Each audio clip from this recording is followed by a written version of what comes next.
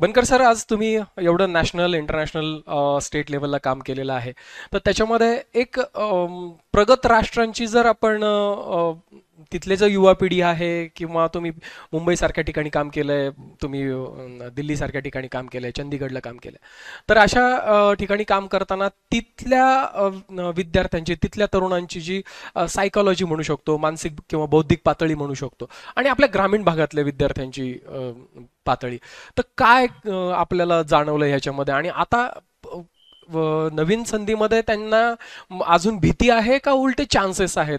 तर हे थोडंसं इलॅबोरेट करा, याबद्दल थोडासा प्रकाश टाका. धन्यवाद भूषण सर. सर्वप्रथम मी भूषण सर आणि कोरे सरांचं मनपूर्वक आभार मानतो की अतिशय चांगला प्लॅटफॉर्म त्यांनी आजच्या या चर्चा सत्राच्या माध्यमातून निर्माण करून दिलेला आहे. आणि योगायोग बघा, भूषण सरांनी मला प्रश्न विचारला की ग्रामीण भागातल्या विद्यार्थ्यांना संधी आहेत का. योगायोग असा आहे की प्रश्न विचारणारे भूषण सर सुद्धा माझ्या माहितीप्रमाणे ग्रामीण भागातले आहेत आणि उत्तर देणारे मी सुद्धा ग्रामीण भागातला आहे. ग्रामीण भागातले मुलं हे रान फुलांसारखे असतात. रान फुलं सर्वांना कल्पना आहे, कुठेही उगवतात, कितीही प्रतिकूल परिस्थितीमध्ये टिकून राहतात, कसेही झुलतात.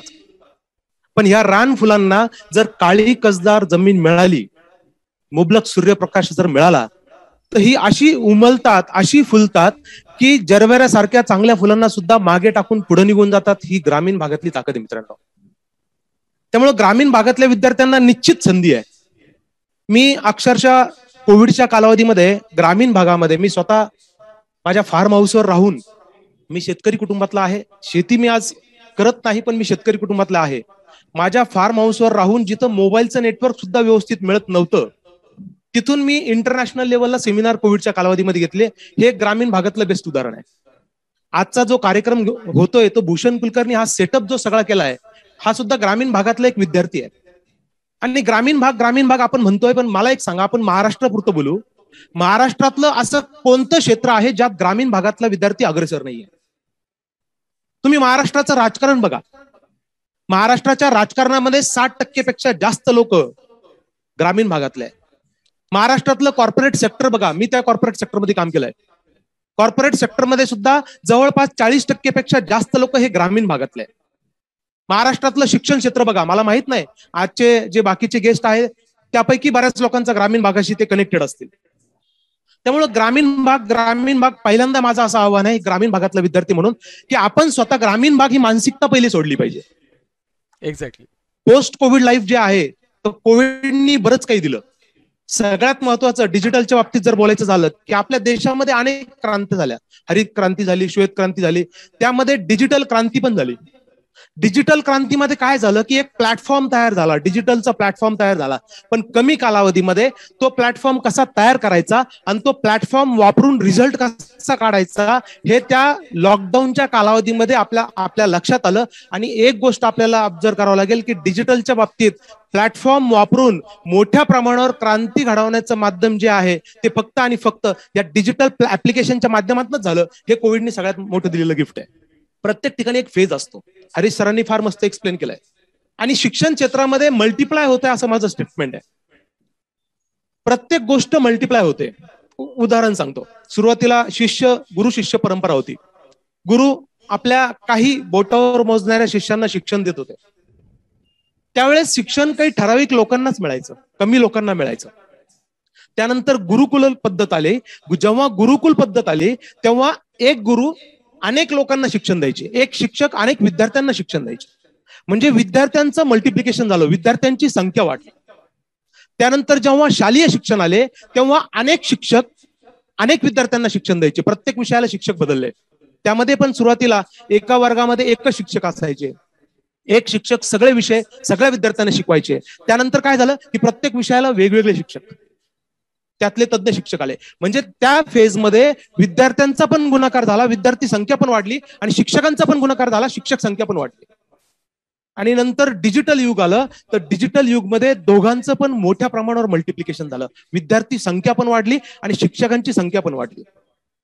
मला एखाद्या विषयाचा एखादा कन्सेप्ट समजला नाही तर माझ्या शाळेतल्या शिक्षकांना मी फक्त विचारण्याची मला गरज नाही. मी नेटवर जाऊ शकतो, आउट ऑफ इंडियाच्या त्या विषयातल्या तज्ज्ञ लोकांचा सुद्धा ओपिनियन घेऊ शकतो. म्हणजे मला शिक्षणासाठी सुद्धा ऑप्शन मिळाले आणि विद्यार्थ्यांसाठी सुद्धा ऑप्शन मिळाले, मल्टिप्लाय झालं. म्हणून माझं स्टेटमेंट आहे की ह्या बदलत्या कालावधीमध्ये डिजिटल टेक्नॉलॉजी शिक्षण क्षेत्रामध्ये आत्मसात केली पाहिजे, ती आत्मसात झाली पाहिजे आणि शासनाकडनं सुद्धा त्याला प्रमोशन मिळालं पाहिजे.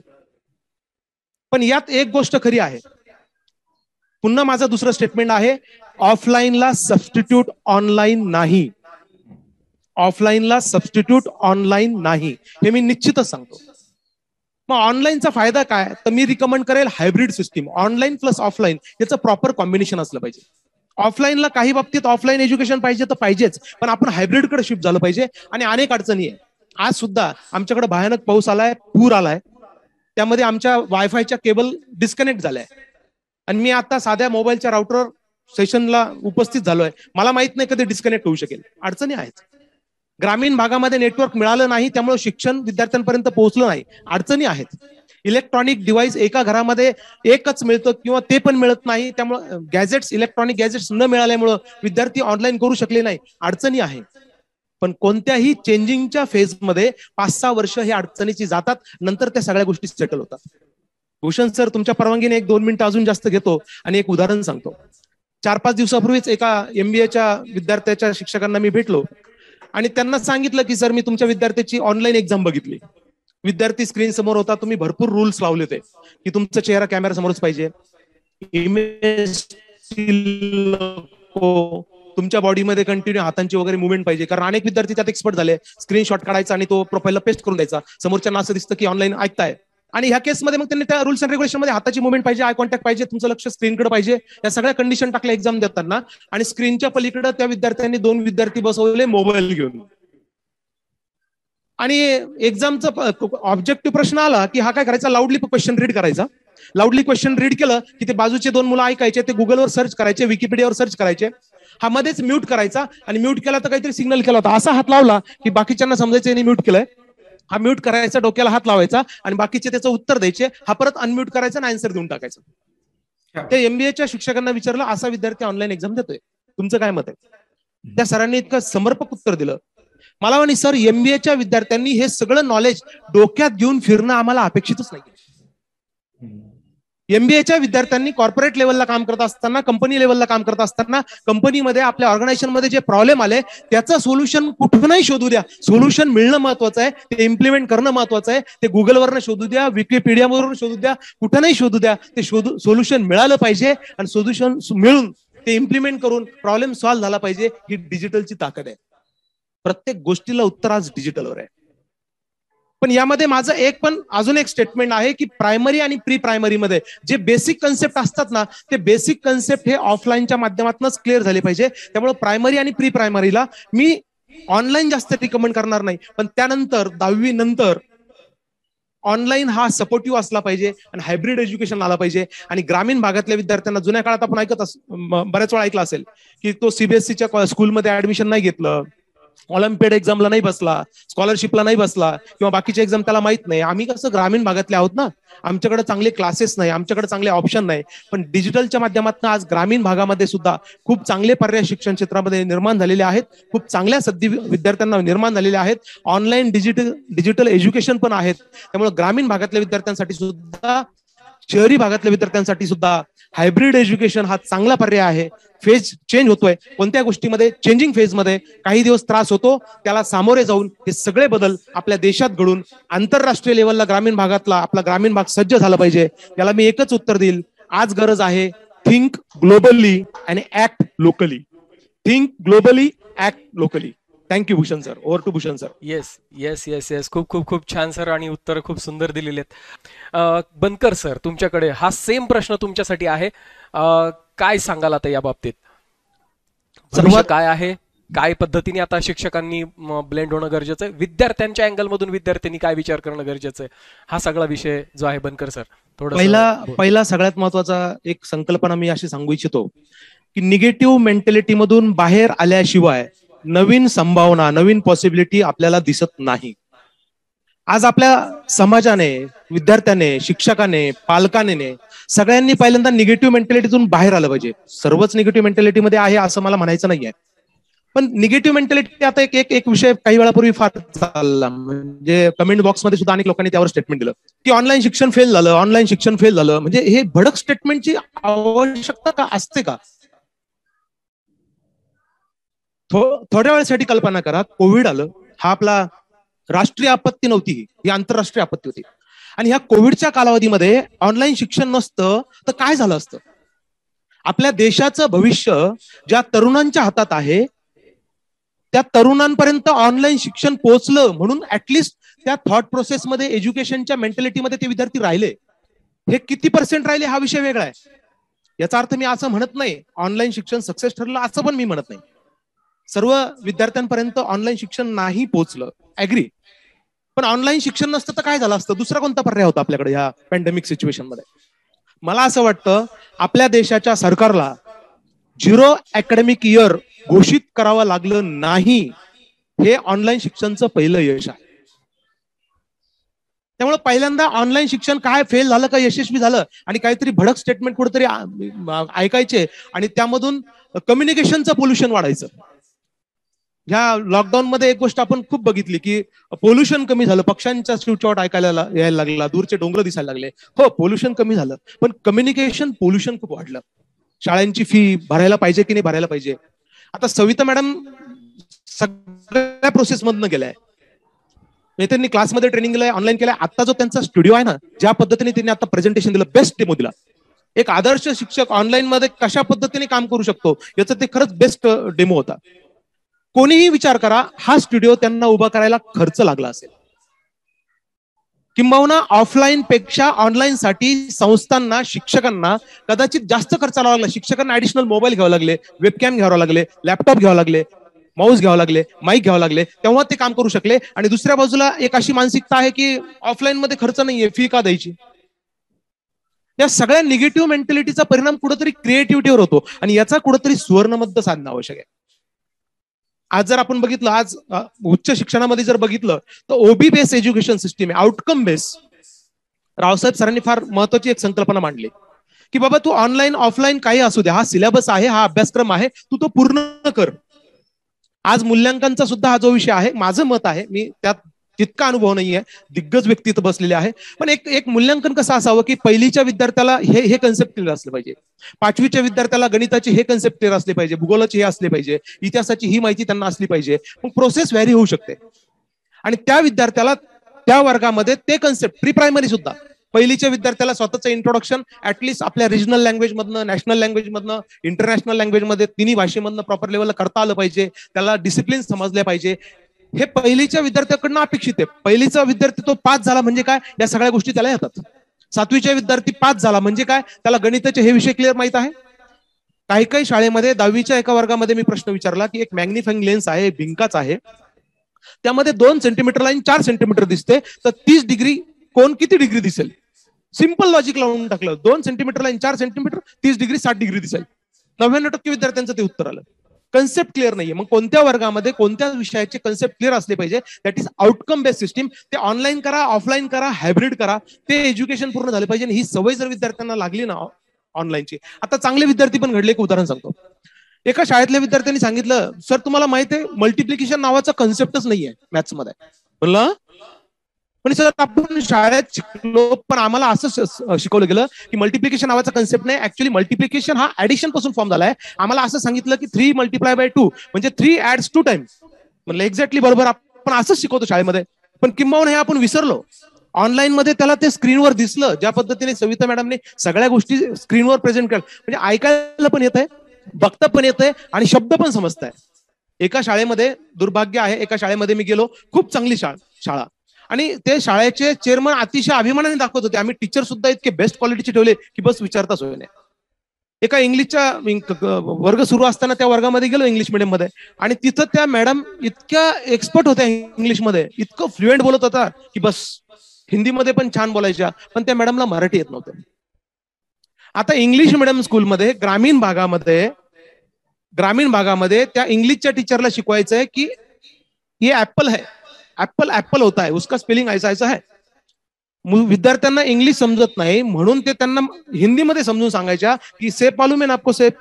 आता तो खाली बसलेल्या विद्यार्थ्याला सेप माहित नाही, ऍपल माहित नाही, त्याला सफरचंद माहित आहे आणि मॅडमला सफरचंद माहित नाही. कसं कसं म्हणजे कसं हे नॉलेज जाणार. आता सुद्धा आपला जो सेमिनार चालू हे लोकांपर्यंत पोहोचतंय. मॅडमने सांगितलं ते लोकांपर्यंत भिरलं पाहिजे.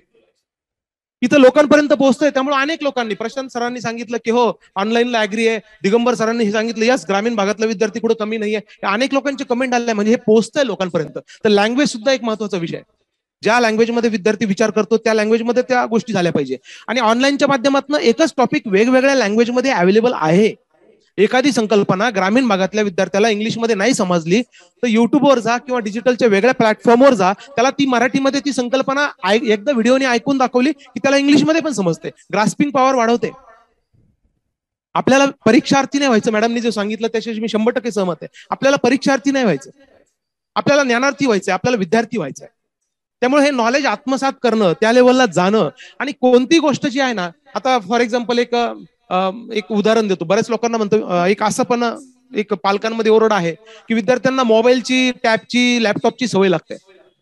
माझं एक स्पष्ट मत आहे, कोणत्याही गोष्टीचा चांगला वापर कसा करायचा हे जोपर्यंत कोणालाही समजत नाही किंवा त्याला जर नाही शिकवलं गेलं किंवा त्याला नाही समजलं की त्या गोष्टीचा वाईट वापर सुरू होतो. हे विद्यार्थ्यांच्या बाबतीत नाही, ह्युमन सायकोलॉजी आहे. कोणत्याही गोष्टीचा चांगला वापर कसा करायचा हे त्याला नाही समजलं किंवा नाही शिकवलं गेलं तर त्या गोष्टीचा वाईट वापर सुरू होतो. इलेक्ट्रॉनिक गॅजेटचा प्रभावी वापर कसा करायचा हे विद्यार्थ्यांना शिकवावं लागेल. ते झाल्यानंतर त्याचा चांगला वापर सुरू होऊन जाईल. एका वेगळ्या प्रश्नावर मुलांचा आणि मुलींचा जो विषय आहे त्यामध्ये एक सर्व्हे केला गेला. त्यामध्ये एक गोष्ट लक्षात आलं की जिथं को एज्युकेशन असतं तिथं मुलांचे त्या लेव्हलचे प्रॉब्लेम कमी आहेत. पण जिथं सप्रेस केलं जातं, सेपरेट मुलांची शाळा आणि ते जेव्हा कॉलेजला येतात तेव्हा वेगळे प्रॉब्लेम उभे राहतात. सेम गोष्ट आहे की विद्यार्थ्याला शालेय जीवनापासून टॅब मिळाला, लॅपटॉप मिळाला, त्याचा प्रभावी वापर कसा करायचा हे समजलं आणि सगळ्यात महत्वाचं त्यावर कंट्रोलिंग. आपल्याला हिस्ट्री काढता येते, आपला मुलगा काय बघतोय काढता येतं. मॅडमने ज्या सिस्टीम डेव्हलप केल्या ते खूप छान आहे आणि ह्या सिस्टीम शासनाच्या माध्यमातून, शिक्षण संस्थांच्या माध्यमातून इतर शिक्षकांपर्यंत पोहोचल्या पाहिजे असं माझं मत आहे. म्हणजे अशा गोष्टी जर मॅडम आपण युट्यूबवर जर टाकल्या तर शिक्षकांनी या गोष्टीचा लाभ घेतला पाहिजे असं माझं मत आहे. कारण क्लासवर होल्ड कसा ठेवायचा, एक मल्टिपल स्क्रीन नावाचा कन्सेप्ट जर आपण झूमच्या माध्यमातून किंवा वेगळ्या ऍपच्या माध्यमातून आणलं की मल्टिपल स्क्रीनमध्ये सगळे विद्यार्थी बसतात आणि वॉच करता येतो. एखादा विद्यार्थी तिथून कॅमेऱ्यातून गायब झाला की लगेच त्या विद्यार्थ्याचं नाव घेऊन बोलता येतं. तो विद्यार्थी परत होता, अरे मॅडमला समजतंय, सरांना समजतंय. अशा सिस्टीम, असे प्रशिक्षण जर शिक्षकांसाठी जर सुरू झाले तर निश्चितच यामध्ये आपण चांगला मार्ग काढू शकतो. पण त्यासाठी आपल्याला पॉझिटिव्ह विचारमधून बाहेर येऊन पहिल्यांदा हा विचार करावा लागेल. पालकांसमोर सुद्धा हे आव्हान आहे की ऑनलाईन संस्था काम करते तर आपण संस्थांना सपोर्ट केला पाहिजे, कारण आपल्या विद्यार्थ्यांचं भविष्य आहे.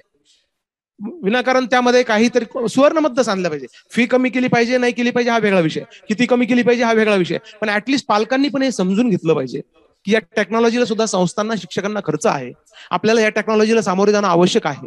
विद्यार्थ्यांनी सुद्धा ओबी बेस जर काम करायला सुरुवात केली तर विद्यार्थ्यांना पण याची जाणीव करून दिली पाहिजे. बऱ्याच वेळा असं लक्षात येतं की खूप स्पून फिडिंग जर केलं ना तर हँडिकॅप होऊन जातो विद्यार्थी. त्यामुळे अनेक ठिकाणी आपण अनुभवलंय की कुठंतरी स्ट्रीट लाईट खाली अभ्यास करणारा विद्यार्थी स्पर्धा परीक्षा चांगल्या मार्काने उत्तीर्ण झालाय, कारण त्याला स्पून फिडिंग नसतं. त्याला समजतं की आपल्याला काय करायचंय, त्याला जाणीव होती. त्यामुळे विद्यार्थ्यांसमोर हे चॅलेंज आहे की आउटकम बेस आपल्याला काम केलं पाहिजे आणि त्यानुसार विद्यार्थी असतील, संस्था असतील आणि शिक्षकांनी सगळ्यात महत्वाचं ह्या गोष्टीमध्ये स्वतः बदल घालून नवीन टेक्नॉलॉजी आत्मसात केली पाहिजे. आदरणीय भूषण सर आणि आदरणीय कोरे सर म्हणजे खरोखर शैक्षणिक व्हिडिओ निर्मिती कार्यशाळेच्या माध्यमातून त्यांनी खूप मोठं काम केलंय, खूप मोठं काम केलंय. म्हणजे त्या माध्यमातून अनेक शिक्षकांपर्यंत पोहोचून ह्या पॅन्डेमिकच्या सिच्युएशन मध्ये शिक्षण क्षेत्रामध्ये शिक्षकांनी ऑनलाईन प्रशिक्षण देऊन जे देशासाठी योगदान दिलं, कारण देशाचं भविष्य या मुलांच्या हातात आहे.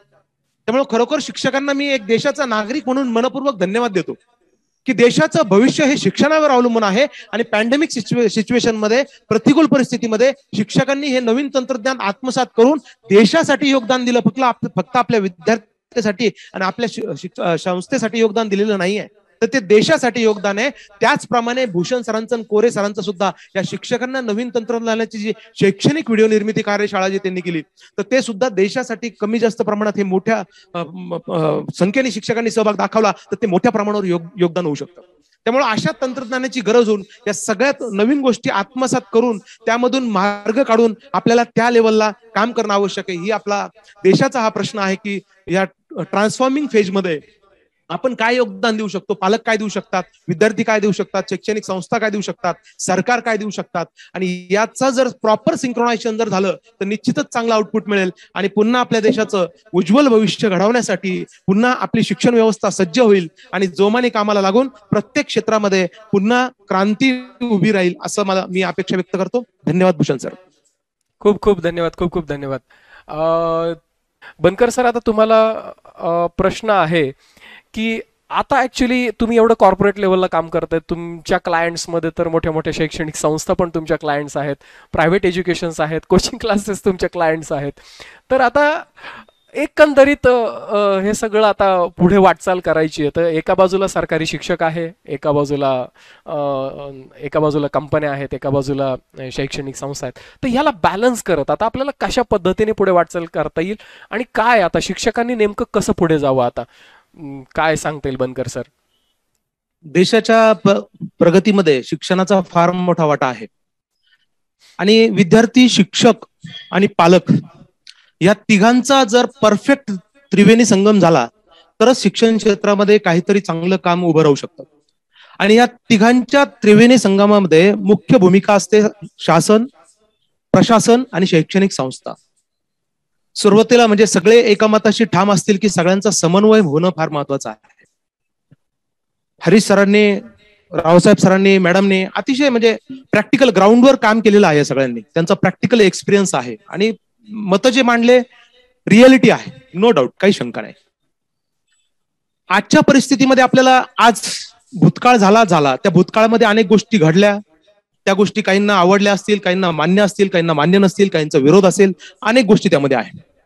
आज आपल्या समोर चॅलेंज आहे की पोस्ट पॅन्डेमिक सिच्युएशन मध्ये एज्युकेशन मध्ये काय बदल झाले पाहिजे, त्यामध्ये सगळ्यांचं योगदान असलं पाहिजे. शासन लेवलला काय बदल झाले पाहिजे, इम्प्लिमेंट करताना प्रशासन लेवलला काय बदल झाले पाहिजे, संस्था लेवलला काय बदल झाले पाहिजे, विद्यार्थ्यांमध्ये काय बदल झाले पाहिजे, पालकांमध्ये काय बदल झाले पाहिजे आणि शिक्षकांमध्ये पण काय बदल झाले पाहिजे.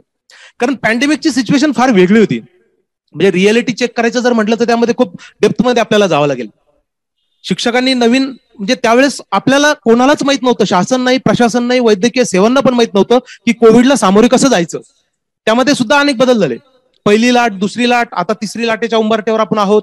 त्यामध्ये सक्षमपणे आपण सगळ्या गोष्टीला सामोरे जातोय. तर त्या परिस्थितीमध्ये देशाची फर्स्ट प्रायोरिटी ही आरोग्य होती, फंडच्या बाबतीत सुद्धा, यंत्रणेच्या बाबतीत सुद्धा. किंबहुना शिक्षकांना आपण म्हणजे असं म्हणणं, शिक्षकांनी काम केलं.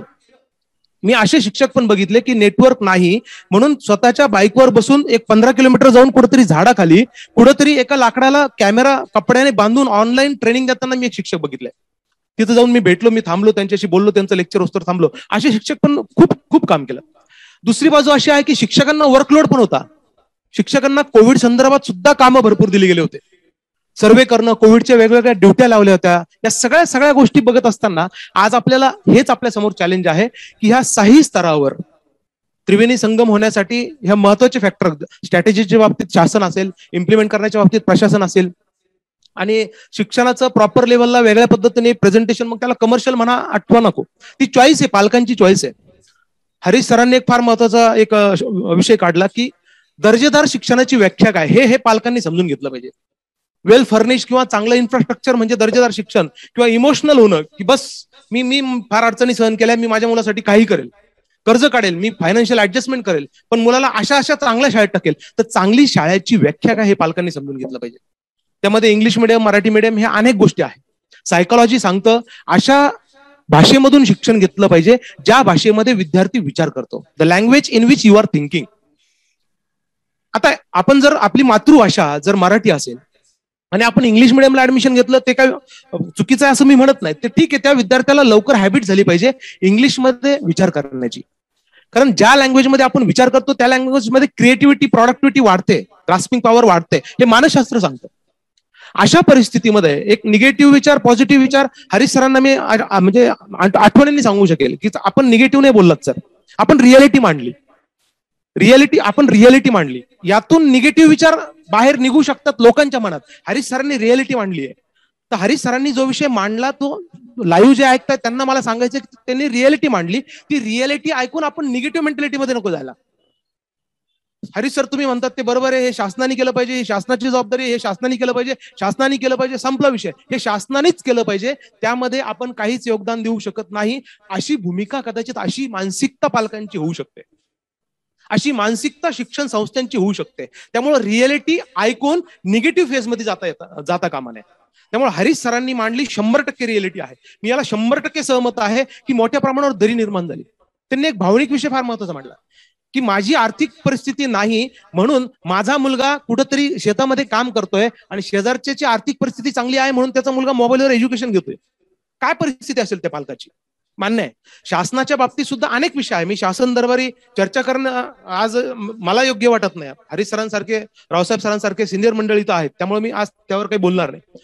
पण शासन प्रशासनासमोर सुद्धा हे नवीन चॅलेंज होतं, कारण हे नियोजित नव्हतं. ऑनलाईन आपल्याला शिक्षण व्यवस्था आणायची आहे आणि त्यासाठी सगळं प्लॅनिंग केलं आणि त्यानंतर ते इम्प्लिमेंट हे करावं लागलं, हे झालं. हे नियोजित नव्हतं आणि ज्या गोष्टी नियोजित नसतात त्यामध्ये होतं थोडं.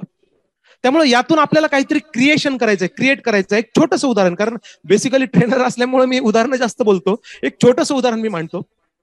राईट ब्रदरचं नाहीये, उदाहरण म्हणूनच घ्या. एखाद्या माणसाच्या मनात विचार आला की मला एरोप्लेन बनवायचं. मित्रांनो, या विचाराने काहीच होत नाही. नुसता विचार करून काही होत नाही. रिअल मध्ये येण्यासाठी त्याला 2 गोष्टी लागतात. एरोप्लेनचं उदाहरण जर घेतलं तर एखाद्या माणसाच्या मनात विचार आला की आपल्याला एरोप्लेन बनायचं, तर त्याला पहिल्यांदा लागते ती म्हणजे टेक्नॉलॉजीची जोड. एरोप्लेन कसं बनवायचं, थॉटला लागते टेक्नॉलॉजीची जोड. आणि नुसती टेक्नॉलॉजी जोडून पण चालत नाही, तर त्याला लागते ऍक्शन. त्यामुळे थॉट, टेक्नॉलॉजी आणि ऍक्शन या 3 गोष्टी फार महत्वाच्या आहेत. त्यामुळे एखाद्या माणसाच्या मनात विचार आला मला एरोप्लेन बनवायचं, त्याला टेक्नॉलॉजीची जोड मिळाली, इंजिनिअरिंगची जोड मिळाली, ऍक्शन मध्ये आपण आलो आणि एरोप्लेन बनवायला सुरुवात केली. आणि एरोप्लेन बनवता बनवता एखाद्या माणसाचं कोणीतरी येऊन सांगितलं, अरे बाबा मागे असंच एका माणसाने बनवलं होतं, तो वर गेला आणि ते बंद पडलं आणि ते खाली पडलं आणि तो पण एक्सपायर झाला. असं जर कोणी ऐकलं आणि ह्या माणसा मनामध्ये फेर आले, अरे एरोप्लेन बनवलं आणि वर जर गेलं ते तर फेल झालं तर काय, एरोप्लेन बनवणं कॅन्सल. याला रिएक्शन म्हणतात. असं होतं कामा नये. हा निगेटिव्ह विचार आहे की एरोप्लेन बनवलं आणि वर गेलं आणि एरोप्लेन फेल झालं तर काय, तर त्यामुळे एरोप्लेन बनवणं कॅन्सल हा निगेटिव्ह विचार होऊ शकतो. तर त्यातून आपल्याला क्रिएशन पाहिजे, जे हरीश सरांनी त्यांच्या स्पीचच्या शेवट सांगितलं की एक्झॅक्ट आपल्याला काय करायचं, ते ऍक्शन प्लॅन काय करायचं. फार फार फार अभ्यासू स्टेटमेंट त्यांच्या स्पीच मधला शेवटचा पार्ट होता की काय केलं पाहिजे, ऍक्शन. त्यामुळे एक नकारात्मक विचार, एरोप्लेन मी बनवतोय पण एरोप्लेन वर गेल्यानंतर फेल झालं तर काय, हा नकारात्मक विचार जर आपल्याला एरोप्लेन बनवण्यापासून थांबू शकतो तर ती निगेटिव्ह थिंकिंग आहे. पण एरोप्लेन फेल झालं तर काय म्हणून एरोप्लेन बनवणं न सोडवता फेल झालं तर काय या प्रश्नाचं उत्तर शोधणं हे क्रिएशन आहे. म्हणून एरोप्लेन मी नकारात्मक विचारांना पण तेवढंच महत्व देतो. कशासाठी? क्रिएशनसाठी. की एरोप्लेन वर उडालं, बंद पडलं तर काय या नकारात्मक विचारामध्ये न अडकता कुठेतरी आपण त्यातून क्रिएशन केलं पाहिजे. एरोप्लेन फेल झालं तर काय, आणि त्या क्रिएशनच्या थॉटमधून पॅराशूटचा पर्याय समोर आलाय. Parachute is the solution. आणि आजच्या सिच्युएशन मध्ये मला असं वाटतं की आपण सोल्युशनकडे जास्त गेलो पाहिजे. त्यामुळे सोल्युशन साठी सेम गोष्ट आहे. अनेक लोकांच्या मनामध्ये अनेक विचार येत आहे, अनेक आयडिया येतात, पण त्याला पहिल्यांदा जोड मिळाली पाहिजे, ती म्हणजे टेक्नॉलॉजी. आता यामध्ये प्रत्येकाची भूमिका वेगळी आहे. हरीश सर शासनापर्यंत वेगवेगळ्या कमिटीच्या माध्यमातून शासनापर्यंत त्यांनी त्यांचं म्हणणं मांडलंय. रावसाहेब सर अक्षरशः त्या प्रशासकीय यंत्रणेमध्ये काम करतात. त्यामुळे हे जे 6 पॅरामीटर आहे, विद्यार्थी, पालक, शिक्षक, शासन, प्रशासन आणि संस्था, या 6 लोकांनी आपण स्वतः काय योगदान दिलं पाहिजे याचा विचार करून जर काम केलं तरच याला सोल्युशन मिळेल. त्यामुळे भूषण सरांसारखे, कोरे सरांसारखे हे अनेक मंडळी असतील. मी असं म्हणणार नाही की भूषण सर आणि कोरे सरच हे काम करत असतील. अनेक मंडळी ह्या टेक्नॉलॉजीच्या माध्यमातून करत असतील. तर सगळ्यांना कुठेतरी एक प्लॅटफॉर्म मिळाला पाहिजे आणि आमच्यासारख्या लोकांनी, सरांसारख्या लोकांनी आपण एकत्रित येऊन अशा प्लॅटफॉर्मचं रिकमेंडेशन शासन दरबारी केली पाहिजे. कारण यामध्ये देशाचं हित आहे. देश लवकर ह्या हायब्रिड एज्युकेशनकडे किंवा टेक्नॉलॉजीच्या माध्यमातून पोहोचेल. आणि मला जी भूषण सरांची माहिती मिळाली, अनेक जिल्हा परिषदच्या माध्यमातून, पंचायत समितीच्या माध्यमातून, अनेक संस्था, हरीश सरांनी पण सांगितलं त्यांच्या संस्थेसाठी सुद्धा त्यांनी एक प्रोग्राम घेतले, विनामूल्य घेतले, असे पुढाकार घेताय. पण हे काम सुद्धा मल्टिप्लाय झालं पाहिजे. ह्या विचारांना कुठेतरी टेक्नॉलॉजीची जोड मिळाली पाहिजे.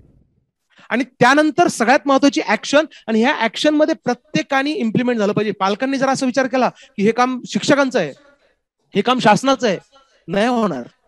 विद्यार्थ्यांनी विचार केला सर नेटवर्कच नाही, बसून राहिले. असे पण शिक्षक आहेत ना, सर नेटवर्क नाही त्यामुळे मी ऑनलाईन एज्युकेशन देऊ शकलो नाही सॉरी. आणि असे पण शिक्षक आहे नेटवर्क नाही म्हणून 15 किलोमीटर जाणार, तिथं काही जागा नाही म्हणून कुठेतरी रस्त्याच्या कडेला बसणार, कुठेतरी मोबाईल आपला काहीतरी स्टँड नाही म्हणून कोणत्या तरी एक काठीला रुमाल बांधून तो मोबाईल बरोबर प्रॉपर लेवलला हँग करणार. असे पण शिक्षक आहे. आणि कमी कालावधीमध्ये मॅडमने डेमो दाखवला, कमी कालावधीमध्ये या सगळ्या गोष्टी, हे प्लॅनिंग नव्हतं. आपल्याला ऑनलाईन जायचंय पुढच्या 2 वर्षामध्ये आणि त्यानंतर प्लॅनिंग केलं, त्यानंतर त्यात स्ट्रॅटेजी ठरवलं, असं काहीच नव्हतं. वेगळी प्रायोरिटी असताना आणि त्यात शिक्षकांना इतर कामं दिलेले असताना सुद्धा, कोविडच्या संदर्भात कामं देत असताना सुद्धा शिक्षकांनी योगदान दिलं पॅन्डेमिक सिच्युएशन मध्ये. आणि पॅन्डेमिक सिच्युएशन मध्ये देशाच्या प्रत्येक नागरिकाने आपण काय कॉन्ट्रीब्युट केलं पाहिजे याचा विचार केला पाहिजे. कॉपरेशन मी बोलत नाही, सहकार्य मी बोलत नाही. अनेक लोक सक्ती म्हणून सहकार्य करतात. हरीश सरांनी सांगितलं किती शिक्षकांनी त्या प्रशिक्षणासाठी आले, कदाचित ते कंपल्सरी केलं असतं तर आले असते. एक महत्वाचा विषय हरीश सरांनी एक सांगितलं की आता पहिल्यासारखा तो मान शिक्षकांना मिळणार नाही, कारण विद्यार्थी पण अनालिसिस करतात. हे शिक्षक कसे बोलले, माझ्याच मुलीचं उदाहरण सांगतो. तिला एक कन्सेप्ट नाही समजला, ती युट्यूबवर गेली, 2-3 तोच कन्सेप्ट वेगवेगळ्या सरांनी तो मांडला आणि त्यांनी सांगितलं सर ह्या, मला सांगितलं पप्पा मला ह्या सरांचा कन्सेप्ट लगेच समजतो, त्यांची कन्सेप्ट समजून सांगण्याची पद्धतच वेगळी आहे. त्यामुळं विद्यार्थ्याला तो शिक्षक मिळाला, त्या विद्यार्थ्याला चूज करण्याची संधी नाहीये की मी कोणाला गुरु म्हणावं. ज्या शाळेत गेला, ज्या वर्गात गेला, शाळेने जो शिक्षक तिथं आला, तो विद्यार्थ्याला तो शिक्षक मिळाला. तो विद्यार्थ्याला तो शिक्षक ऑफिशियली मिळाला, पण मेंटली आणि बौद्धिक दृष्ट्या, भावनिक दृष्ट्या आणि बौद्धिक दृष्ट्या जर त्या विद्यार्थ्यांनी त्या शिक्षकाला स्वीकारलं तर पुढच्या 30 वर्षानंतर तो शिक्षक रस्त्यात जरी दिसला तर तो विद्यार्थी खाली वाकेल. पण बौद्धिक दृष्ट्या आणि भावनिक दृष्ट्या जर त्या विद्यार्थ्यांनी त्या शिक्षकाला नाही स्वीकारलं तर 30 वर्षानंतर शिक्षक दिसल्यानंतर कदाचित तो विद्यार्थी बघणार पण नाही. त्यामुळे शिक्षकांनी सुद्धा हा विचार आपण केला पाहिजे की बौद्धिक दृष्ट्या आणि विद्यार्थ्यांनी भावनिक दृष्ट्या स्वीकारला पाहिजे. स्वीकारण्यासाठी विद्यार्थ्यांना हे समजलं पाहिजे की आपण ज्या शिक्षकांसमोर आहोत त्या शिक्षकांचं ज्ञानाची डेप्थ काय, त्यांचं आपल्याला शिकवण्याचं इंटेन्शन काय, त्यांची तळमळ काय, आणि हे समजण्यासाठी शिक्षकांना अपग्रेड व्हावं लागेल. हरीश सरांनी फार महत्वाचा विषय मांडला की जुने जे शिक्षक होते ते सिलेबस मध्ये मास्टर होते आणि नवीन शिक्षक आहे ते टेक्नॉलॉजीमध्ये मास्टर आहे. हा सुद्धा एक फार विचार करण्याचा विषय आहे. या दोन्हींचा सुवर्णमध्य काढला पाहिजे. जुन्या शिक्षकांकडे इतके छान कन्सेप्ट ते समजून सांगू शकतात, पण त्यांना टेक्नॉलॉजी वापरणं शक्य नाही. नवीन शिक्षक टेक्नॉलॉजी वापरून मोकळे झाले, पण हे कसं विद्यार्थ्यांना समजेल हे कदाचित अनुभव कमी असेल. याची सांगड करण्यासाठी काय केलं पाहिजे हा एक चर्चासत्रेचा वेगळा विषय होऊ शकतो. कारण कमी कालावधीमध्ये आज टेक्नॉलॉजीच्या माध्यमातून, वेगवेगळ्या कन्सेप्टच्या माध्यमातून, ट्रेनिंग प्रोग्रामच्या माध्यमातून, कारण ट्रेनिंग प्रोग्राम मध्ये काय ताकद असू शकते भूषण सरांनी आणि कोरे सरांनी दाखवून दिलंय. ट्रेनिंग प्रोग्रामच्या माध्यमातून कमी कालावधी हा फार महत्वाचा विषय. सुरुवातीला एखादी गोष्ट अवगत करण्यासाठी खूप कालावधी लागायचा. Knowledge, experience, skill. नॉलेज पण पाहिजे, एक्सपिरियन्स पण पाहिजे आणि स्किल पण पाहिजे. या तिन्ही गोष्टी कमी कालावधीमध्ये आपल्याला जर अवगत करायच्या असेल तर टेक्नॉलॉजीची साथ घ्यावाच लागेल. शासन लेवलला पण, प्रशासन लेवलला पण, विद्यार्थी लेवलला पण, शैक्षणिक संस्था लेवलला पण. आणि आज सुद्धा बरेचसे पालकांच्या मानसिकतेमध्ये बदल व्हायला लागलाय. पालक इव्हॅल्युएट करतात. सुरुवातीला इंग्लिश मिडियम मध्ये जातो, कोणत्याही लग्नात 4 पाहुणे गोळा झाले आणि कोणीतरी येतो, अरे हा इंग्लिश मिडियमला जातो की, इकडे इंट्रोड्यूस युअर सेल्फ, त्याला इंग्लिश बोलता आलं, शाळा चांगली आहे. अरे इंग्लिश मीडियम आहे बॉस. शिक्षण म्हणजे भाषेवर प्रभुत्व मिळवणं नाही आहे. शिक्षण त्यापेक्षा काहीतरी पलीकडे आहे. रावसाहेब सरांनी सांगितलं की कुठेतरी पुस्तकांच्या पलीकडे आपण गेलो पाहिजे. इंजिनिअरिंगची व्याख्याच मुळात आहे की नॉलेज इन ऍप्लिकेशन, त्याला इंजिनिअरिंग म्हणतात. हे नॉलेज कुठेतरी ऍप्लिकेशन मध्ये आलं पाहिजे आणि त्यासाठी आज पालक पण काही प्रमाणात जागृत व्हायला लागले की कोणत्या विद्यार्थ्याचा कन्सेप्ट महत्वाचा आहे. त्यामुळे हा जो विषय माझ्या मनात विचार आला की इव्हॅल्युएशन कसं झालं पाहिजे, मार्क्स कसे पडले. एक साधं उदाहरण सांगतो. एखाद्या माणसाला डायबिटीज आहे, शुगर आहे. मॉडर्न मेडिसिन मध्ये काय केलं जातं, पॅथॉलॉजी लॅब मध्ये जायचं, ब्लड काढायचं, युरिन घ्यायचं आणि त्याची शुगर बघायची. त्याची शुगर नॉर्मल आहे म्हणजे पेशंट नॉर्मल आहे. मॉडर्न मेडिसिन एवढंच विचार करते शुगर नॉर्मल आहे, पेशंट नॉर्मल आहे. शुगर जरी त्याची नॉर्मल असली तर त्या शुगरच्या आजाराचा त्याच्या शरीराच्या प्रत्येक पेशीवर परिणाम होतो, त्याचं लाईफ कमी होतं, त्याचा एक एक ऑर्गन जो आहे तो वीक होत चाललाय. हे आपण समजून घेत नाही. त्यामुळे आज पण अनेक पालकांची अशी मानसिकता होती, रिपोर्ट कार्ड बघतात, रिझल्ट आला, किती टक्के पडले, माझा विद्यार्थी हुशार आहे. 10वीला खूप मार्क पडले, अनेक पालकांची अशी गैरसमज होतात, आता आपण एमबीबीएसचा विचार करू. नंतर रिअलिटी समजते कॉम्पिटेटिव्ह एक्झाम मध्ये. कारण स्पर्धा परीक्षामध्ये मग ती सीईटी असेल, नीट असेल, जेडब्ल्यू असेल, इथं ऍप्लिकेशन ओरिएंटेडच क्वेश्चन असतात. त्यामुळे तिथं एक्झाम ओरिएंटेड स्टडी करणारा विद्यार्थी चालूच शकत नाही. तिथं कन्सेप्ट ओरिएंटेड स्टडी पाहिजे. आणि 10वी पर्यंत आपण विद्यार्थ्याला इतके पर्सेंटेज मिळाले, एका XY माणसाकडे क्लास लावला, पर्सेंटेज वाढले, क्लास चांगला. कन्सेप्ट क्लिअर झाले का? आणि तो कन्सेप्ट क्लिअर होण्यासाठी पालकांनी लक्ष दिलं पाहिजे की माझ्या विद्यार्थ्याच्या संकल्पना क्लिअर झाले का. आणि इव्हॅल्युएशन सिस्टीम कुठेतरी तिथं आली पाहिजे की 8वीचा विद्यार्थी आहे, गणिताचे हे कन्सेप्ट क्लिअर पाहिजे, सायन्सचे हे कन्सेप्ट पाहिजे, जॉग्राफीचे हे कन्सेप्ट पाहिजे. हे कन्सेप्टवर जर इव्हॅल्युएशन ठरवलं तर त्या गोष्टी अधिक होऊ शकतील. आणि कन्सेप्ट क्लिअर होण्यासाठी ऑनलाईनची मदत खूप होऊ शकेल. क्लासमध्ये बोर्डवर जर एखादा आपण सब्जेक्ट शिकवला, पण आज सगळ्यांना कल्पना आहे क्लासमध्ये ऑफलाईन शिकवायला सुद्धा खूप मर्यादा आहे. अकॅडमिक शेड्यूलच मॅनेज होत नाही. त्यासाठी अनेक ठिकाणी खेळाचे तास कमी गेले, चित्रकलेचे तास कमी गेले. पण कोविडमध्ये आपल्याला हे समजलं की आपल्याला इम्युनिटी किती महत्वाची, हेल्थ किती महत्वाची, त्यामुळे खेळाचा विषय पण किती महत्वाचा आहे. कारण यामध्ये काय झालं, विद्यार्थी सायकलीवर शाळेत जात नाही, विद्यार्थी ग्राउंडवर खेळत नाही, विद्यार्थी कोणावर मस्ती करत नाही, सायकोलॉजिकल प्रॉब्लेम समोर आले. विद्यार्थी घरातच बसून घराच्या बाहेर निघायचं नाही. अरे तरुण विद्यार्थ्यांना ऍसिडिटी सारखे त्रास व्हायला लागले, बॉडीची मुवमेंट नाही. त्यामुळे या सगळ्या गोष्टी बघून, अकॅडमिक कॅलेंडर बघून, खरंच त्या शाळेमधले जेवढे तास आपल्याला भेटतात त्या विषयाचे, त्या तासामध्ये आपण त्या विषयाला न्याय देऊ शकतो का, हा महत्वाचा प्रश्न आहे. आणि त्याला न्याय मिळण्यासाठी त्या तासाबरोबर काहीतरी ऑनलाईन ऑप्शन आपल्याला पाहिजे. त्या वर्गामध्ये त्या दिवशी मला तो कन्सेप्ट नाही समजला तर कुठंतरी ते ऑनलाईन अवेलेबल आहे, त्या सरांचं अवेलेबल आहे, इतर सरांचं अवेलेबल आहे. असं जर हायब्रिड आपल्याला करता आलं, ऑनलाईन ऑफलाईन करता आलं, तर विद्यार्थ्याची कन्सेप्ट क्लिअर होतील. शिक्षण परीक्षा प्रणालीमध्ये सुद्धा कन्सेप्ट क्लिअर असेल तर मार्क्स, असं जर मिळत गेलं आणि विद्यार्थ्यांना हे समजत गेलं, शिक्षकांनी ती गोष्ट प्रमोट केल्या, क्लासेसवाल्यांनी त्या गोष्टी प्रमोट केल्या की कन्सेप्ट क्लिअर झाले तर मार्क्स मिळतात. आणि कन्सेप्ट क्लिअर करण्यासाठी काय केलं पाहिजे हे जर सांगितलं तर विद्यार्थी सुद्धा सेल्फ स्टडी वाढेल. कारण 12वी पर्यंत आपण या सगळ्या गोष्टी करू शकतो. इंजिनिअरिंगला, मेडिकलला सेल्फ स्टडीचं प्रमाण आपल्याला वाढावंच लागतं.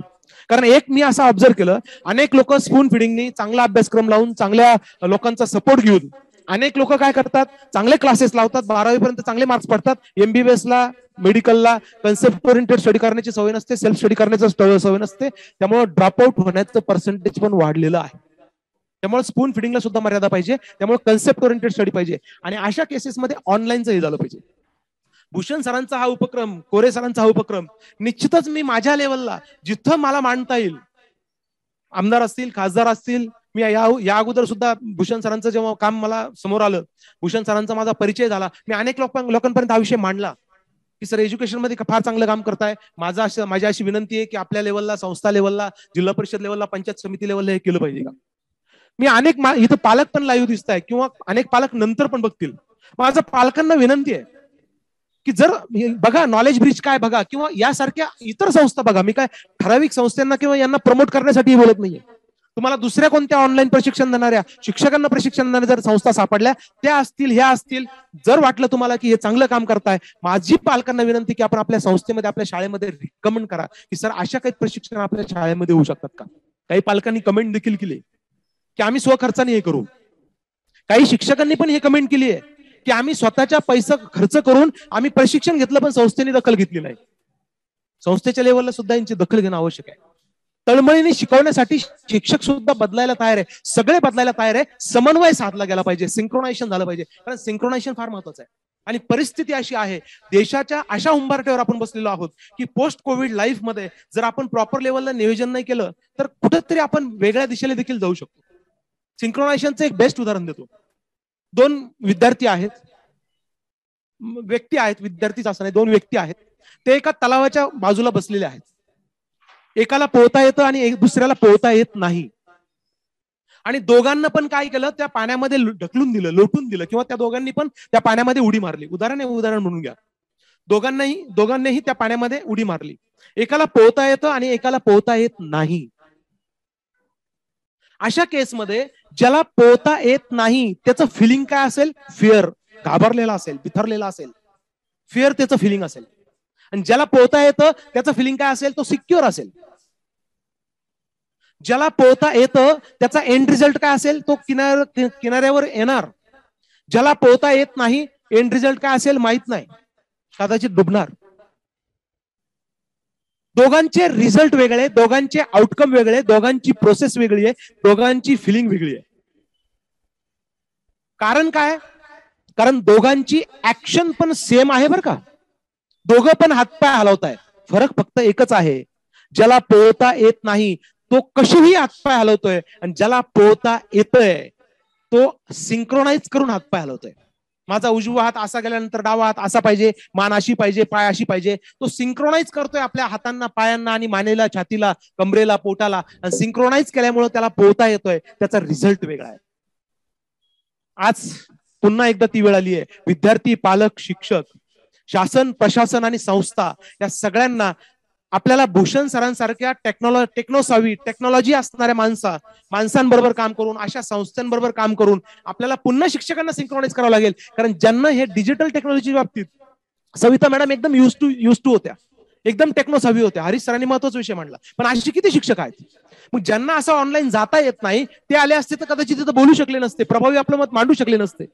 त्यांच्यामध्ये कॉन्फिडन्स नसता, त्यांच्यामध्ये फिलिंग नाही, कारण का ही टेक्नॉलॉजी माहित नाही. त्यामुळे भूषण सर टेक्नॉलॉजी कशी वापरता हे प्रशिक्षण पण दिलं पाहिजे. ती टेक्नॉलॉजी बरोबर कॅमेऱ्यासमोर कसं बोलायचं, कॅमेऱ्यामध्ये बॉडी लँग्वेज कशी पाहिजे, हातांचे मुवमेंट कशी पाहिजे, आवाजातलं चढ उतर कसं पाहिजे, प्रेझेंटेशन कसं पाहिजे, विषय कसा मांडायचा, पीपीटीचा विषय कसा करायचा, शब्दांकन कशी पाहिजे, ती स्लाइड किती वेळ स्क्रीनवर असणार आहे, तेवढ्या वेळेमध्ये तो विद्यार्थी किती शब्द वाचू शकतो, तेवढ्याच शब्दामध्ये आपल्याला तो विषय कसा मांडायचा, आपण जे बोलतो ते स्क्रीनवर चाललं पाहिजे. म्हणजे टेक्नॉलॉजी प्लस प्रेझेंटेशन स्किल याचा समन्वय साधून जर शिक्षकांनी आत्मसात केलं, सिंक्रोनाइज जर त्या माणसांनी स्वतःच्या कौशल्याच्या बाबतीत केलं, जुना अनुभव, सगळा मागचा जुना एक्सपिरियन्स, तर एक उज्ज्वल शिक्षण प्रणाली समोर येईल आपल्या. पण पालकांनी प्रशासनाला दोष दिले. प्रशासनाने सांगितलं आमची प्रायोरिटी वेगळी होती, यांनी शासन दरबारी विषय मांडला, ती कमिटी फॉर्म झाली. असंच जर चालू राहिलं तर आपण यातून मार्ग कधी काढणार? पण हे देखील महत्वाचं आहे, हरीश सरांसारखे काही लोक कळत न कळत आपलं नेतृत्व करताय असं मी म्हणेल. मी नाही गेलो शासन दरबारी, पण आपल्या वतीने, समाजाच्या वतीने हरीश सरांसारखे लोक काम करताय, हे सुद्धा झालं पाहिजे शासनापर्यंत. कारण लोकशाही आहे, शासनापर्यंत आपल्या समस्या गेल्या पाहिजे. पण यामध्ये आपण पहिल्यांदा प्रत्येकाने हा विचार केला पाहिजे की आपण काय योगदान देऊ शकतो, योगदान सहकार्य नाही, आपण काय योगदान देऊ शकतो आणि दुसऱ्यांनी काय योगदान दिलं पाहिजे, आणि त्यासाठी दुसऱ्याला योगदान दिलं पाहिजे यासाठी त्या माणसाला पण रिअलाइज केलं पाहिजे आणि चांगल्या माणसाचं कौतुक केलं पाहिजे. ऑनलाईन कोणी किती लेक्चर घेतले, कसे लेक्चर घेतले, असे प्रत्येक शाळेमध्ये हे ऑब्झर्व करून त्या शिक्षकांना सांगितलं पाहिजे की तुमचे लेक्चर युट्यूबवर अवेलेबल असेल तर ते आम्हाला द्या. त्या लेक्चरचं अनालिसिस केलं पाहिजे, बॉडी लँग्वेज कशी होती, आय कॉन्टॅक्ट कसे होते, विषय हाताळणी कशी होते, आणि त्यांना ऑनलाईन आदर्श शिक्षकाचा पुरस्कार पण शासनाने दिले पाहिजे. संस्था लेवलला पण दिलं पाहिजे की यांनी ऑनलाईन चांगलं काम केलं, बाकीच्या शिक्षकांना पण प्रेरणा मिळेल. स्वतःचा खर्च करून अनेक लोकांनी इलेक्ट्रॉनिक गॅजेट आणून विद्यार्थ्यांना तळमळीने शिकवलं, आणि विद्यार्थ्यांचा पण फीडबॅक घेतला पाहिजे. सरांचे ऑनलाईन लेक्चर घेतले, तुम्हाला त्यातले काय आवडले? सर छान सांगत होते, सर ऑनलाईन सुद्धा लक्ष देत होते. अनेक ठिकाणी ऑनलाईन मध्ये माझी ही स्क्रीन आहे, या स्क्रीन मध्ये मी तुमच्या समोर दिसतोय, माझ्या बाजूला कोण बसले माहित नाही. अनेक पालकांनी ऑनलाईन विद्यार्थ्यांचे लेक्चर कसे होतात हे बघितलंय, पालकांनी सुद्धा अनालिसिस केलं. या जे काम करतायत त्यांना प्रमोट पण केलं पाहिजे. आणि म्हणून सांगितलं प्रत्येकाने ह्या 6 घटक जे आहेत, 6 घटकांनी काय योगदान दिलं पाहिजे, यामध्ये आपण हे योगदान ज्यांना दिलं पाहिजे त्यांच्यापर्यंत आपण पोहोचलो पाहिजे. आपल्यातल्या समाजातल्या काही लोकांनी शासनापर्यंत काही लोक गेले पाहिजे, प्रशासनापर्यंत आपलं म्हणणं मांडलं पाहिजे, संस्थांपर्यंत आपण म्हणणं मांडलं पाहिजे की अशा संस्था, डिजिटल काम करणाऱ्या संस्थांना आपण रिकमेंड केलं पाहिजे. त्यांना सांगितलं पाहिजे सर तुम्ही बघा, त्यांची जर काही फी असेल तर पालक काही कॉन्ट्रीब्युट करू शकता का? काही पालक आर्थिक परिस्थिती बिकट आहे, अशा परिस्थितीमध्ये काही लोक डोनेशन देऊ शकतात का? स्थानिक लेवलला चांगले लोक डोनेशन देऊ शकतात का? त्या शाळेतले माजी विद्यार्थी कडनं डोनेशन मिळू शकतं का? कारण वर्ग बांधण्यासाठी अनेक शाळा माजी विद्यार्थ्यांची मेळावा घेऊन डोनेशनचं आवाहन करतात, माजी विद्यार्थी देतात पण. तर शाळा डिजिटल करण्यासाठी सुद्धा असं काही करता येऊ शकतं का? तर प्रत्येकाने हे आपलं म्हणणं इतरांपर्यंत पण पोहोचवलं पाहिजे आणि त्यांना पण डिमांड केली पाहिजे. पालक म्हणतो चांगलं आहे, पण मी यांना कसं रिकमेंड करू, मी त्यांना कसं सांगू? ते म्हणतील तुम्ही यांचं मार्केटिंग करतात. जी गोष्ट चांगली ती चांगलीच आहे, ती पोहोचतीच, आपल्या विद्यार्थ्यांपर्यंत कधी पोहोचेल हा महत्वाचा विषय आहे. आणि लवकरात लवकर पोहोचण्यासाठी योगदान देखील दिलं पाहिजे. अनेक लोकांनी अशा कार्यक्रमाला स्पॉन्सरशिप पण केली पाहिजे. एक प्रश्न आला होता की एका पालकाने प्रश्न टाकला, खूप छान प्रश्न आहे, निश्चितच विचार करण्याचा प्रश्न आहे. त्या प्रश्नाबद्दल मला काय वाटतं मी फक्त मांडतोय. एका पालकाने प्रश्न टाकला होता की हे सगळं मोबाईल बघून डोळे खराब होत आहेत. मान्य आहे, होत आहे, मोबाईलचे दुष्परिणाम आहेत, मान्य आहे. पण या बदलत्या फेज मध्ये हे सगळं होतं. तुम्ही गाड्या बघा, सुरुवातीला इंजिन साधे होते, त्यानंतर DI आलं, डायरेक्ट इंजेक्शन इंजिन आलं. माझं मेकॅनिकल बॅकग्राऊंड आहे म्हणून सांगतो. त्यानंतर CR4 टेक्नॉलॉजी आली, गाड्यांचे पिकअप वाढले. आणि जेव्हा गाड्यांचे पिकअप वाढले ऍक्सिडेंटचं प्रमाण वाढलं. आणि ऍक्सिडेंटचं प्रमाण वाढल्यानंतर काय झालं, पुन्हा टेक्नॉलॉजी आलं, ABS आलं, EBD आलं, डिजिटल ब्रेकिंग आलं, 4 टायरचं ब्रेकिंग आलं. म्हणजे गाड्यांचं टेक्नॉलॉजी वाढलं, इंजिन चांगलं आलं, गाड्यांना पिकअप भेटला, ऍक्सिडेंट आलं, थोडं नुकसान आपण सहन केलं, त्यासाठी अनेक लोकांना त्याची किंमत मोजावी लागली. त्यानंतर टेक्नॉलॉजी आली. आणि टेक्नॉलॉजी आल्यानंतर तो विषय शासनाच्या दरबारी गेला. आणि त्यानंतर शासनाने आता कंपल्सरी केलं की BS6 नॉर्म मध्ये सेफ्टी नॉर्म्स कंपल्सरी आले, एअरबॅग पाहिजे, हे पाहिजे. ह्या प्रोसेसला वेळ लागतो. काहीतरी प्रॉब्लेम येणार, त्या प्रॉब्लेमला सोल्युशन सापडणार, ते सोल्युशन कोणीतरी काढणार, ते इनोव्हेट करणार. जसं डिजिटलमध्ये अनेक लोकांनी भूषण सरांसारख्या, कोरी सरांसारख्या सोल्युशन सापडलं, ते शासन दरबारी जाणार. याला प्रोसेस लागणार. याला स्पीडअप कसं करता येईल बघावं लागेल. मोबाईल आले, मोबाईलमध्ये अनेक गोष्टी आल्या. मोबाईलमध्ये पक्ष्यांना त्रास व्हायला लागला, टॉवरमुळे त्रास व्हायला लागला. मग त्यावर अनेक लोकांनी संशोधन केलं, टेक्नॉलॉजी पण आली. आपल्या सगळ्यांना कल्पना आहे SAR आलं, SAR नावाचा एक फॅक्टर आला. तो मोबाईलमध्ये कमी असल्यावर आपल्याला त्रास होत नाही. म्हणजे सुरुवातीला मोबाईल आलं, टेक्नॉलॉजी आली, बोलू शकतो, चांगली टेक्नॉलॉजी आली. पण त्यानंतर त्याचे दुष्परिणाम आले. मग SAR नावाचा एक टेक्निकल कन्सेप्ट आला की SAR 1.6च्या आत पाहिजे. आणि मग तो विषय शासन दरबारी गेला आणि शासनाने त्यामध्ये नॉर्म काढले की मोबाईल विकायचा असेल इंडियामध्ये तर त्याचा SAR व्हॅल्यू एवढी पाहिजे. टॉवर टाकायची असेल तर त्याला हे क्रायटेरिया आहे, टॉवर ह्याच एरियामध्ये पाहिजे, तिथं हा एरिया नको, तो एरिया नको. या सगळ्या प्रोसेसला राखतो. फक्त आज गरज आहे प्रोसेसला स्पीडअप करण्याची. त्यामुळे पालकांनी विचार करा की आपण काय योगदान करू शकतो. डोळ्यांना त्रास होतो, मान्य आहे. त्यासाठी त्या मोबाईलमध्ये ब्ल्यू लाईट फिल्टर आले, आय कम्फर्ट शील्ड आले. वेगळ्या मोबाईलमध्ये वेगवेगळे नाव आहे. ब्ल्यू लाईट फिल्टर आपण ऑन केलं, डोळ्यांना त्रास होत नाही. ती टेक्नॉलॉजी आली. मार्केटमध्ये आज 200-250 रुपयामध्ये चांगले ब्ल्यू कटचे गॉगल भेटतात, जे विद्यार्थ्यांसाठी खूप चाललं. किती पालकांना माहिती मला माहित नाही. त्या विद्यार्थ्यांनी ते गॉगल घेतले, त्यांचा मोबाईलच्या स्क्रीनवर परिणाम होत नाही. ब्ल्यू लाईट कट नावाचे तो कन्सेप्ट आहे. त्यामध्ये तुम्ही ब्ल्यू लाईट कट केलं तरी ते होत नाही. आणि हे मी डॉक्टरना विचारले, सर याचा फायदा होतो का? ते हो म्हणतात. मी त्यांना विचारलं, डोळ्याच्या डॉक्टरना विचारलं की सर असे गॉगल्स आलेले आहेत आणि मोबाईलमध्ये अशी ब्ल्यू लाईट फिल्टर टेक्नॉलॉजी आलेली आहे, त्याचा खरंच फायदा होतो का हे फक्त मार्केटिंग आहे? त्यांनी सांगितलं नाही होतो. ते प्रत्येक गोष्टीला सोल्युशन असतं. आज आता अनेक लोक, जेव्हा बाईक आल्या, मोटरसायकल आल्या, गाड्या आल्या, आपण म्हणतो किती खर्च वाढला. ऑनलाईन तुम्ही म्हणताय, पण खर्च पालकांचा वाढणार आहे. घरात 2-2, 3-3 मोबाईल घ्यावा लागणार. अहो, जेव्हा गाड्या आल्या तेव्हा खर्च नाही वाढला का आपला? त्या अगोदर आपण प्रवास करताना कोणी सायकलीवर करायचं, कोणी बैलगाडीवर करायचं, कोणी घोड्यावर करायचं, कोणी टांगा गाडीवर करायचं, कोणी माणसांच्या रिक्षावर करायचं. 4 व्हीलर आल्या, आपला खर्च वाढला ना. आजकाल आम्ही मजेने म्हणत असतो, कुठे जर फिरायला गेलो तर बॉडी से, म्हणजे शरीराला बॉडी से ज्यादा गाडी को खिलाना पडता है. आपण जेवण करतो 150 रुपयाचं आणि गाडीला डिझेल किंवा पेट्रोल लागतं 500 रुपयाचं.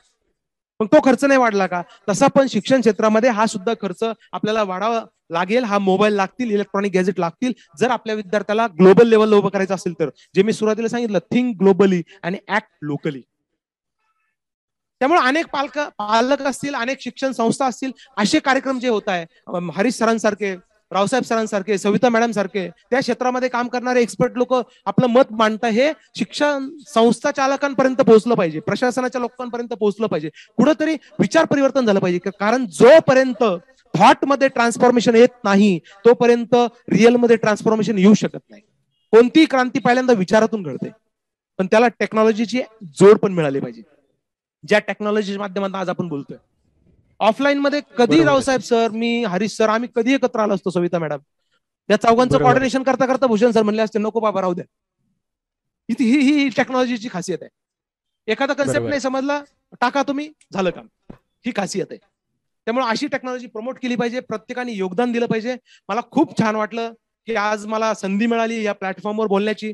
भूषण सर, कोरे सर आणि त्यांची सर्व टीम, आणि त्यांनी जो स्टुडिओ एकदम छान न्यूज चॅनल सारखं केलाय. आणि मला अशी पण माहिती मिळाली की कमी कॉस्ट मध्ये हा सगळा उभा राहतो. अशी कॉस्ट त्यांनी मला सांगितली जी संस्था चालकांसाठी कदाचित एकदम नगण्य असू शकते. अशा कॉस्ट मध्ये स्टुडिओ उभं राहू शकतो. हे प्रमोशन नाही, ही काळाची गरज आहे, ही आपल्या देशाची गरज आहे, ही आपल्या नवी पिढीची गरज आहे, ही शिक्षण क्षेत्राची गरज आहे. रावसाहेब सरांसारखे, हरीश सरांसारखे, सविता मॅडम सारखे एक्सपर्ट लोकांची मतांची आज आपल्या विचार प्रवाहामध्ये येण्यासाठी आपल्या सगळ्यांना गरज आहे. तर खूप छान वाटलं, मला संधी मिळाली आणि खूप छान कार्यक्रम झाला. मी सर्वांचा आभार मानतो. आणि जे वेळात वेळ काढून ऑनलाईन देत आहे, खूप चांगले कमेंट्स त्यांनी मांडले, दिले, सगळे वाचणं शक्य नाही, त्यांचं पण आभार मानतो. कारण ऑनलाईनच्या माध्यमातून ही वैचारिक क्रांती होऊ शकते. आणि जर ऑनलाईनच्या माध्यमातून वैचारिक क्रांती होऊ शकते, तर ऑनलाईनच्या माध्यमातून अतिशय चांगल्या प्रकारची शैक्षणिक क्रांती देखील होऊ शकते, यावर माझा विश्वास आहे, हे ठामपणे मांडतो आणि एकच संदेश देतो जो मी तिसऱ्यांदा देतोय. आज गरज आहे think globally and act locally. Wish you all the best. Thank you thank you thank you. Yes, खूप खूप धन्यवाद बुटले सर, खूप धन्यवाद रावसाहेब सर, खूप खूप खूप धन्यवाद. आजचं जे चर्चासत्र जे आहे तर हे आपलं जे चर्चासत्र आहे हे आपलं कंटिन्यू राहील. आणि जे यूट्यूबवरचे जे पार्टिसिपंट्स आहेत तर यूट्यूबच्या पार्टिसिपंटसाठी खूप खूप धन्यवाद. ज्या प्रश्नांचे उत्तर घ्यायचा मॅक्झिमम प्रयत्न केला गेला यूट्यूबवरती. तर यूट्यूबसाठी आपण हा कार्यक्रम जो आहे हा कार्यक्रम इथे थांबवतोय. सर्वांचे जे जे पार्टिसिपंट होते आवडला असेल तर निश्चितच आजचं जे सेशन आहे ते जास्तीत जास्त शेअर करा. थोडं वेगळ्या धाटणीतलं होतं, वेगळ्या पद्धतीचं होतं. आवडलं असेल तर निश्चित आपल्या सगळ्या ग्रुपवरती आजचं सेशन शेअर करा. मित्रांनो, खूप खूप धन्यवाद. आपण जे पार्टिसिपंट्स आहोत भामरे सर, बुटले सर आणि बनकर सर, तर आपण असेच कंटिन्यू राहणार आहोत आणि यूट्यूबवरचं सेशन जे आहे ते आपण इथे थांबवतोय. मित्रांनो, खूप खूप धन्यवाद. थँक्यू.